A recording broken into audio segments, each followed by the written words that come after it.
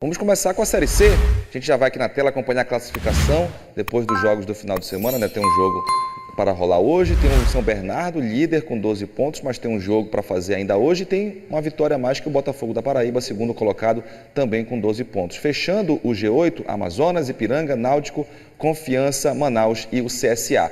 O Paysandu na 15ª posição, subiu uma posição com o empate de ontem e o Remo segue na lanterna com 4 pontos em 6 jogos disputados, Abner.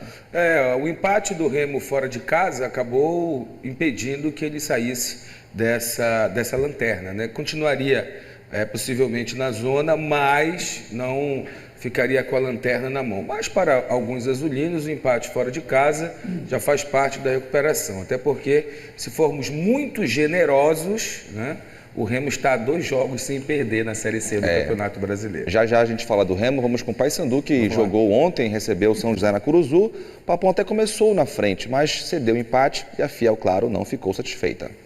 A Fiel enfrentou o Sol Forte para tentar ver o Papão voltar a vencer. O adversário chegou para defender um pequeno histórico de vencibilidade. Até então, em 3 partidas, 2 empates e 1 vitória em cima do Paysandu. Para tentar mudar o retrospecto, 3 estreantes: o goleiro Alain, o zagueiro Paulão e o meia Robinho. A partida começou com protestos dos jogadores. Com a mão na boca por quase 30 segundos, os atletas reivindicaram vetos em 2 parágrafos da Lei Geral do Esporte, recém-aprovada pelo Senado Federal e que atualmente aguarda a sanção presidencial. Quando a bola rolou, polêmica logo no início da partida. Marquinhos Santos e a equipe pediram pênalti. A arbitragem apenas marcou falta, que não foi aproveitada. O Paysandu criou mais no primeiro tempo. Nenê Bonilha não aproveitou a cobrança de escanteio. Mário Sérgio encarou a marcação e chutou. O goleiro Fábio Ramp defendeu. O São José chegou pela primeira vez, mas sem muito perigo ao gol bicolor. Na cobrança de falta direto para o gol, Alain deu um tapa para escanteio. Bruno Alves teve boa chance, o chute cruzado foi para fora. Em outra chegada, Mário Sérgio cabeceou no chão e Fábio Ramp apareceu bem demais. Mas ainda no primeiro tempo, o Paysandu abriu o placar. Cobrança de escanteio de Robinho. Nenê Bonilha aproveitou. 1-0.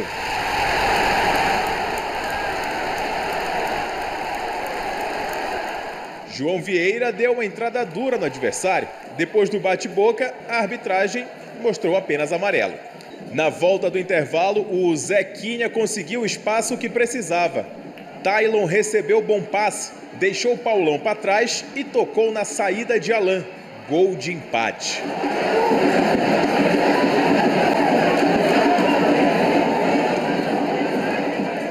O Paysandu voltou a criar boas chances, mas a defesa do São José evitou o gol. A resposta veio na bola aérea. Rian, sozinho, cabeceou para fora. O Paysandu tentava encontrar espaço na defesa do time gaúcho. Restou a Fernando Gabriel arriscar de fora da área, para fora. Na pressão, o Papão chegou ainda com mais perigo no chute de Arthur. E já nos acréscimos, os bicolores fizeram o que uma equipe que briga pelo G8 deve fazer. Toque em velocidade, ultrapassagem do lateral, cruzamento na medida. Mário Sérgio só não fez o gol da vitória porque o goleiro Ramp apareceu bem outra vez. Fim de jogo, 1-1.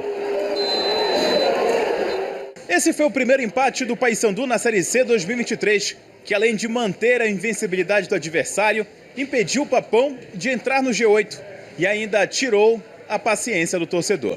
Na saída da equipe para o vestiário, cobrança. A torcida protestou contra a equipe e a diretoria. É natural e não tem como ser diferente. O torcedor vem do acúmulo de 5 anos, né, dentro da Série C, e desde o início da temporada muito sofrimento, né, em situações de jogos eliminatórios. Tecnicamente os jogadores já estão crescendo, né, no seu potencial, e é normal que fisicamente também dentro desse processo haja uma evolução, mas precisa de tempo, porque hoje nós só estamos jogando, recuperando e dose homeopática ajustando, né, e futebol não vive só de ajuste, e eu não tenho dúvida que nós vamos conseguir periodizar, conseguir trabalhar, e a partir de julho aí a gente já consiga evoluir essa equipe sem dúvida nenhuma. Quarta-feira, o Paysandu vai ao interior do Paraná enfrentar o Operário pela próxima rodada da Série C, jogo na quarta à noite. Abner. Olha, é um jogo dentro de casa na expectativa de se fazer o que vinha sendo feito, ou seja, vencer. O Paysandu conseguiu vitórias dentro de casa e acabou ontem perdendo esse 100%. E ontem nós observamos umas coisas que vamos falar aqui. Por exemplo, jogo às 4h30 da tarde, ontem em Belém um sol gigantesco. Imaginávamos que o São José, vindo lá do Rio Grande do Sul, iria sentir esse sol. Parece que quem sentiu mais foi o próprio Paysandu, que é formado na sua totalidade por jogadores importados. E aí vem uma falha grave. Paulão, 37 anos, já entrar como titular, recém-chegado, sem jogar desde outubro, e no gol da equipe adversária, vimos nitidamente condição alguma do Paulão acompanhar o adversário, ficou muito para trás. Talvez se ele tivesse amarrado uma corda no atacante do São José, ele conseguisse acompanhar um pouquinho mais de perto.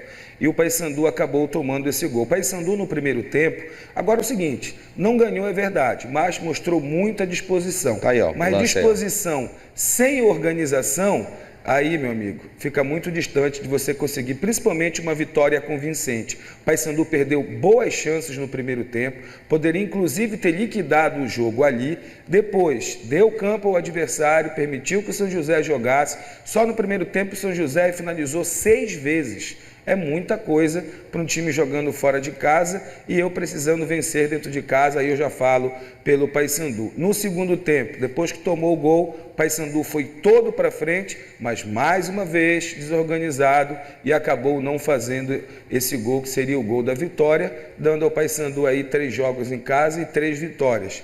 No caso, agora é pensar nesse jogo fora de casa. Lembrando que, apesar de ter citado o técnico Marquinhos Santos na sua coletiva que o time precisa melhorar fisicamente, então como é que eu coloco um jogador de 37 anos, 37, 38 anos, para jogar às 4h30 da tarde embaixo de um sol muito forte? E sendo que estava há um bom tempo sem atuar. Exatamente. Né? Aí eu não tô levando... O Paulão não é culpado de nada. O Paulão não ligou no Paysandu e disse eu quero jogar aí, não deve ter dito para o treinador, eu preciso jogar e estrear logo nesse jogo 4h30 da tarde nesse sol forte.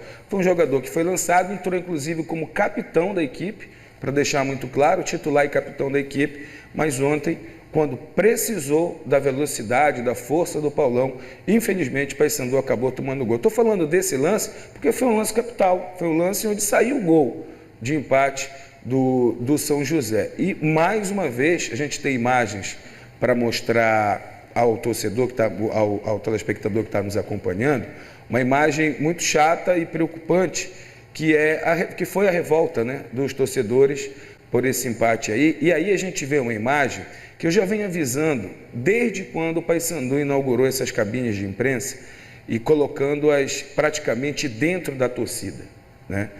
E ainda bem que esse torcedor jogou um chinelo de borracha, jogou a sua camisa, mostrou... Aí não tem nenhum diretor do Paysandu, no qual ele estava protestando, ou os torcedores estavam fazendo gritos lá. Aí estava a imprensa, a gente vê ali a equipe da TV Liberal, de outras emissoras também, e ainda bem que foi um chinelo de borracha, e repito, e uma peça de roupa. Poderia ser alguma coisa bem mais pesada, que poderia... Ali tem vidros, tá? E diga-se de passagem, essa cabine do Paysandu é a melhor cabine de estádio particular do futebol paraense. Conta com ar-condicionado, a imprensa é muito bem tratada, aguinha gelada, tem lanche no intervalo, seu Márcio. Talvez tenha nesse mês até comidas típicas juninas, mas esse tipo de comportamento do torcedor, inclusive, vai tirar a torcida do estádio da Curuzu nos próximos 2 jogos do Paysandu em Belém, em virtude do clube estar punido por atitudes dos seus torcedores na temporada passada. Então, é algo para se alertar, tá? Foi um erro estratégico dessa atual gestão do Paysandu em colocar essa cabine de imprensa ali no meio do torcedor. Está bonito, está organizado, está legal, mas o posicionamento ele não é bacana. E lembrando aos torcedores que a imprensa ela não perde gol, ela não contrata errado, ok? E ela não planeja futebol, ela vai lá para reportar o que está acontecendo. É isso, né? E você comentou, né? Em alguns casos, quando essa revolta se transforma em ato de violência, o Paysandu é punido, né? Exatamente. O torcedor, esse mês de junho, não assiste mais o clube dentro do seu estádio. porque vai fazer 2 dentro e 2 fora, então nos jogos dentro de casa não vai assistir, vai precisar viajar se quiser acompanhar o Paysandu, como por exemplo na quarta-feira, quem é que vai lá em Ponta Grossa acompanhar o Paysandu, a não ser os paraenses que estão ali próximos, e sempre tem um torcedor bicolor aonde quer que o time vai jogar no Brasil. Bom, uma listra branca, outra listra azul, essas são as cores do Papão da Curuzu. Uma listra branca, outra listra azul, essas são as cores do Papão da Curuzu.